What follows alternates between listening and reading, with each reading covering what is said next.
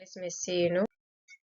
Hago parte del programa Apoyo Administrativo en Salud de la ficha 2626881 y el día de hoy le voy a hablar sobre cómo se da el proceso de atención al usuario, ya de cómo se lleva a cabo ese procedimiento, el cómo atenderlos.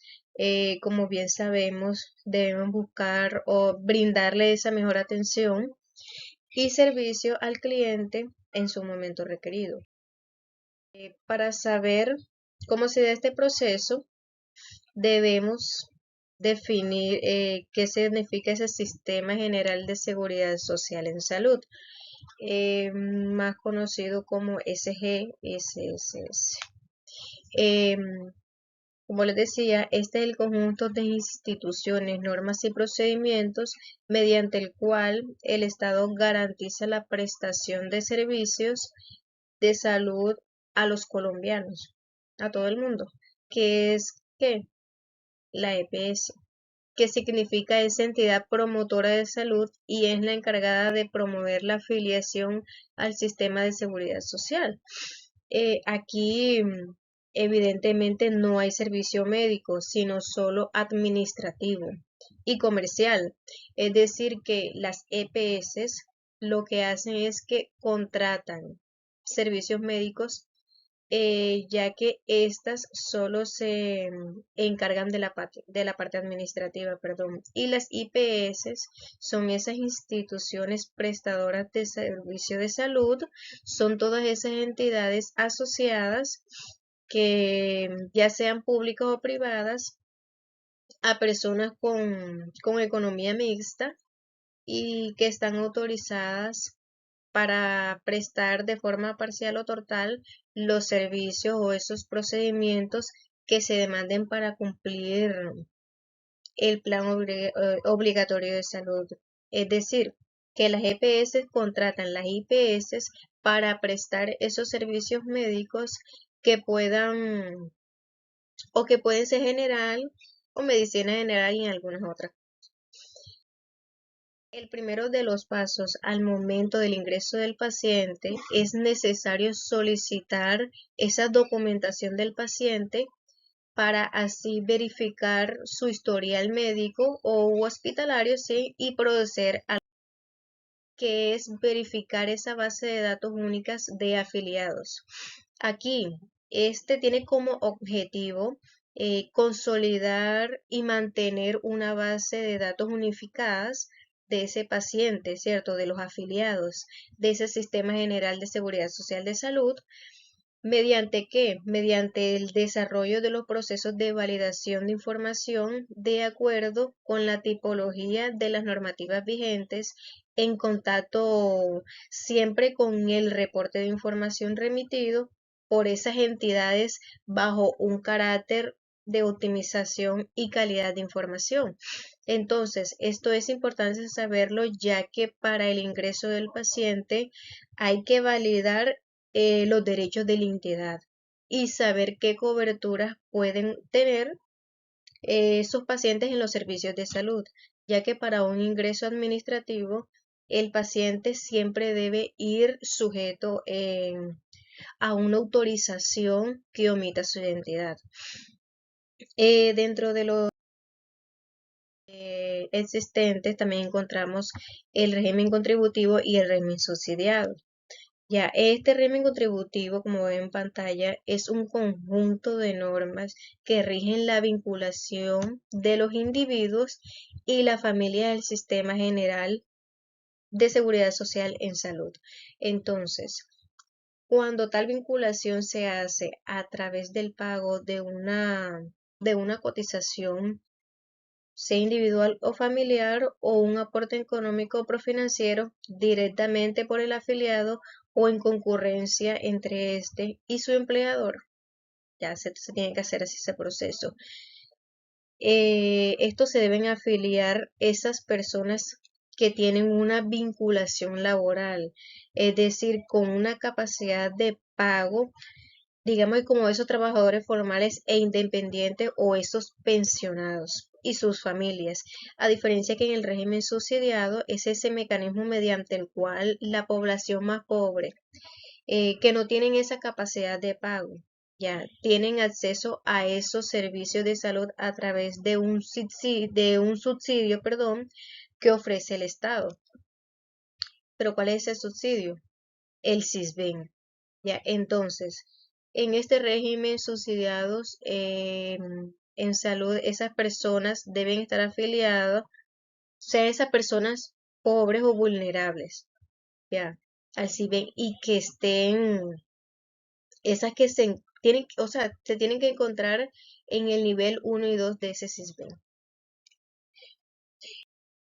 Presente en este proceso esas cuotas moderadoras o copagos.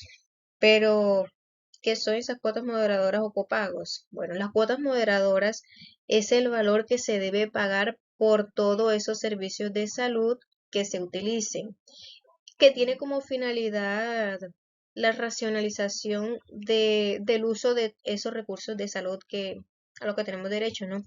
Y los copagos son esas cantidad de dinero que debe pagar los afiliados como parte del valor del servicio que están requiriendo. Ya, o sea, como finalidad, lo que hace esto es que ayuda al financiamiento del Sistema General de Seguridad Social en Salud. Entonces, un ejemplo, como vemos en la pantalla, en el caso contributivo, o bueno, vamos al régimen subsidiado.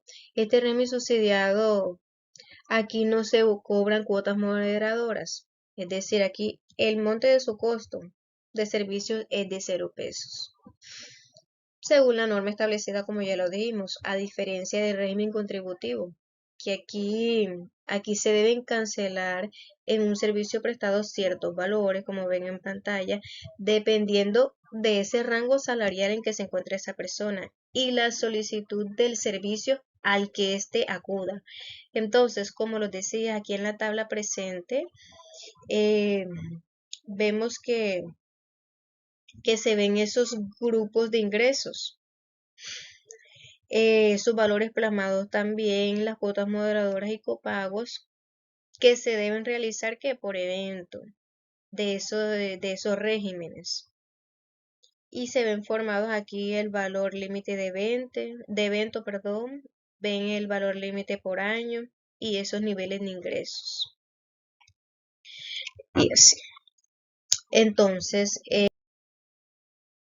también debemos tener presente el triaje en este proceso, que es el proceso mediante el cual un paciente es valorado a su llegada en ese centro hospitalario para determinar una urgencia del problema y asignar el recurso apropiado para atenderlo, ya para resolver ese problema indicado que está.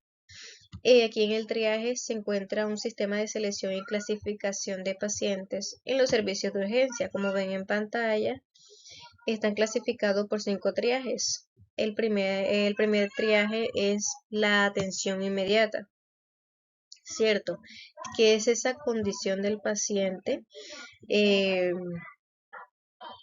que representa ese riesgo hospitalario y requiere de una atención inmediata por su compromiso respiratorio o cardiovascular o cualquier otro problema que tenga.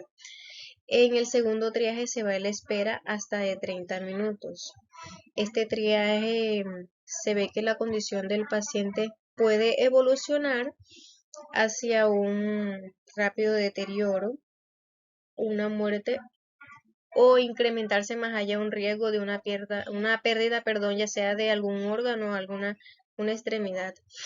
En el triaje 3 vemos la espera hasta de 4 horas, que acá la condición clínica requiere de medidas de diagnósticas y tratamientos en urgencias. Acá los signos vitales están normales, pero si no se actúa a tiempo, su estado de salud puede empeorar. En el triaje 4, aquí vemos la atención prioritaria. Aquí lo que hace es que se direcciona a consultas prioritarias. Aquí el paciente representa condiciones médicas agudas que no comprometen su estado general de salud, ni representa ningún riesgo para la vida de dicha persona o algún órgano representante. Y el triaje 5 vemos que es no urgencias. Aquí se direcciona directamente a consulta externa.